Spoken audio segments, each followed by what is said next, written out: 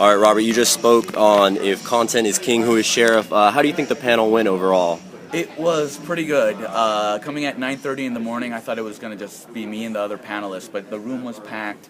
Really lively conversation on the panel, but we had more than about 30 minutes of questions and really good dialogue and conversation, which is, to me, proves it was a good topic.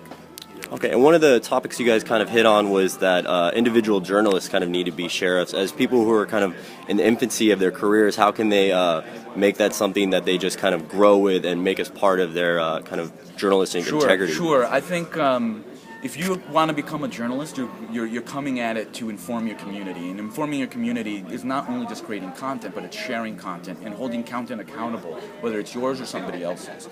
That's part of our ethos as journalists, right? We want to inform, to have our society be an informed democratic society. So that's a lot more than just creating content. So just build that in. That should be one of your foundations, to make sure information is created and distributed and consumed as ethically as possible.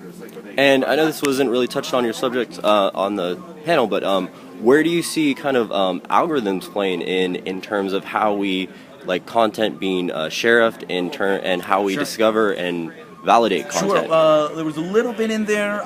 There are some new tools that are coming out. Algorithms are just, we can't just rely on robots to compensate for our laziness or bad journalism.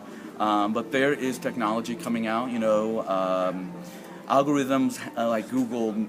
I think, and maybe I'm being naive, but I do think Google knows the responsibility of content. Their product is based on returning quality results. So I think they want an algorithm that is going to be able to call BS on one thing and point to the real thing.